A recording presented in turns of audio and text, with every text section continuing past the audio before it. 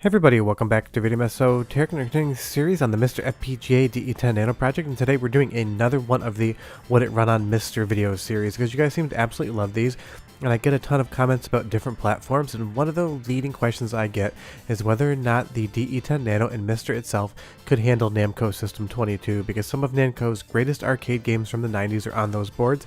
Pretty much everyone's played at least one in arcades, and everyone wants to know if they would work.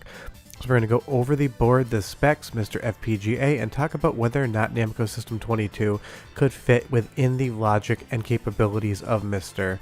Before I get too far involved, do me a huge favor, go down below, hit like and subscribe, and ring that notification bell. It definitely helps us out.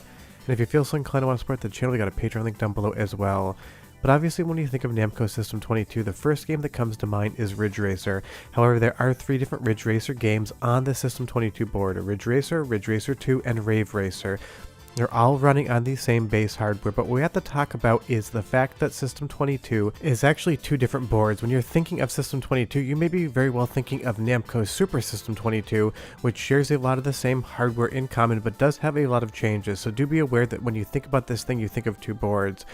Now, why am I putting Hyper Neo Geo 64 on the screen? Well, one, we talked about that last week, but two, it's a reference on just how complicated these arcade boards can be with custom silicon. Namco System 22 is a little bit of a pain, and I actually do not own one in my collection, believe it or not. Something like Rave Racer here is running on the stock System 22 hardware, and that is what we're going to talk about first when we talk about the specs. But basically, the original System 22 doesn't have that many games on it.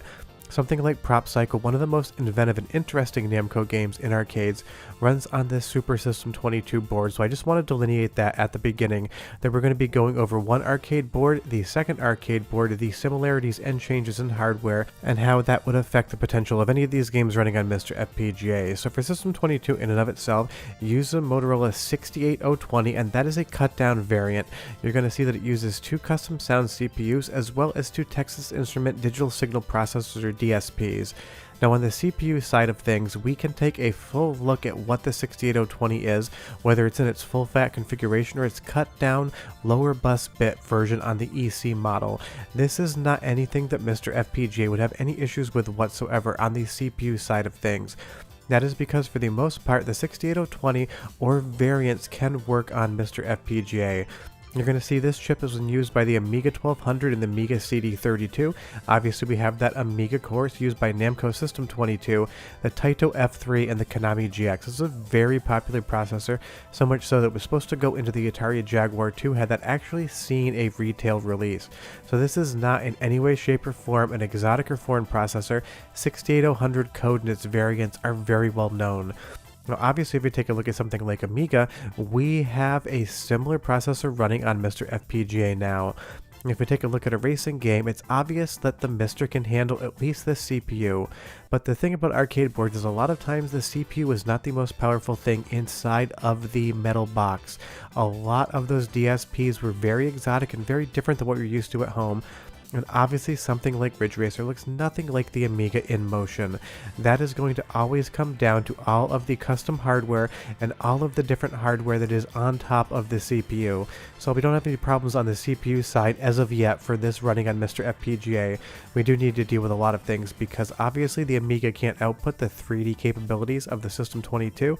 That's just because they share a CPU in common and pretty much nothing else whatsoever. Now you'll see here that we do have those two sound CPUs and the two DSPs. The DSPs are really going to be doing a lot of the 3D heavy lifting. But the thing about Namco System 22 is there's also a metric crap ton of custom chips on board that we'll get into in a moment. So many of these boards, their specs aren't even 100% truly known outside of the people that develop them, because a lot of the silicon on board is just fully custom.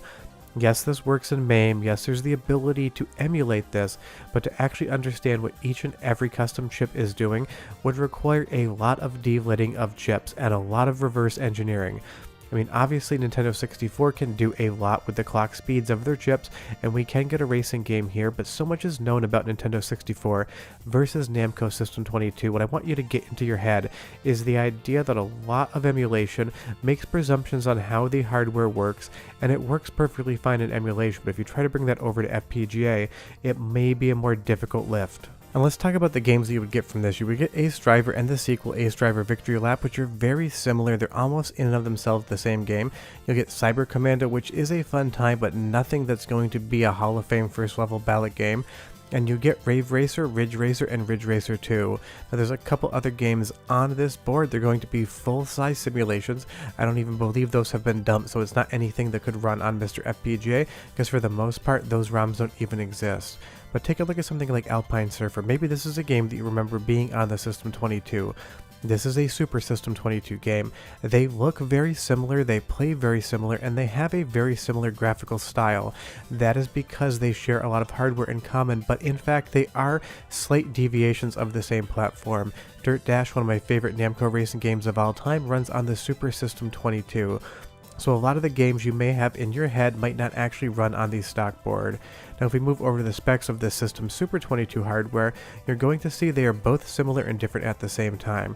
We have the exact same CPU, but the sound CPU is going to change. It's going to change to Mitsubishi, a single chip versus 2 custom Namco units.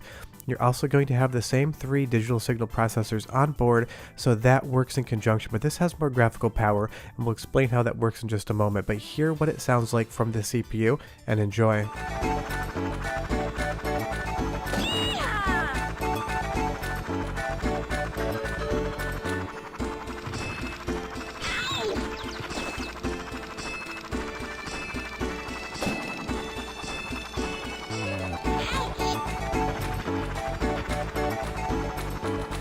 System 22 and Super System 22 always had good sounding hardware, that's for sure. And you'll see here on the digital signal processors, they're the exact same units that are on System 22. So if you can stand up the CPU and you can stand up the DSPs, you need to configure 2 different sound CPUs as well as 2 different sound chips to get all of these games running. And this is where it really starts getting difficult.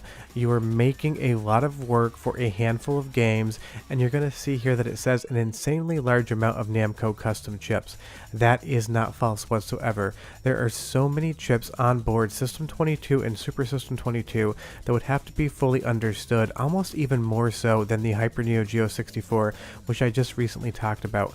Arcade boards have a ton of custom silicon, and a lot of their specs are not known whatsoever. Something like Aquajet here, it does look better than a System 22 game, but it has the same CPU and the same DSPs. That means one of those customs that nobody really knows what it does must be aiding in the horsepower equation to make System 22 look better. It's possible that one of those custom chips could be doing some math setup on the triangle engine to do a little bit of the polygon calculation. It could be doing any number of things, and pretty much for the most part you'd have to reverse engineer every single one of them. So here's the deal on Namco System 22. As far as the baseboard with the CPU, the sound CPU, and the DSPs, I bet you could get them running on Mr. FPGA if you really wanted to. None of the clock speeds are going to affect anything whatsoever. When you get to System Super 22, you do have the same chips, but you have even more customs. But both of these boards are littered with customs. They have so many chips on them, you would think it was the chip and dip bowl from your last Super Bowl party. That's how messy these boards are. They were purpose built to do one thing by engineers who understood how to make it work.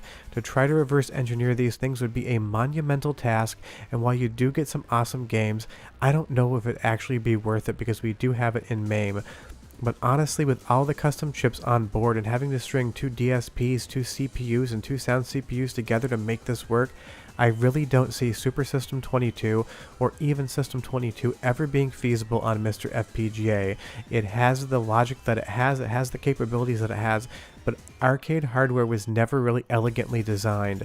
The Nintendo 64 probably is way more powerful than Super System 22 ever would be on paper, and it has a much more concise architecture.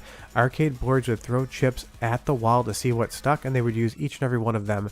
It's possible a lot of those customs, 90% of what they do may have never been used in-game, but you have to string it together to make it work. So in an optimistic world, I'd love to say this one is a maybe, but I am 99% sure System 22 and Super System 22 are just no-go territory on Mr. FPGA, and probably for FPGAs in a long time coming. After that, we're done, and I'll see you guys next time. Bye-bye.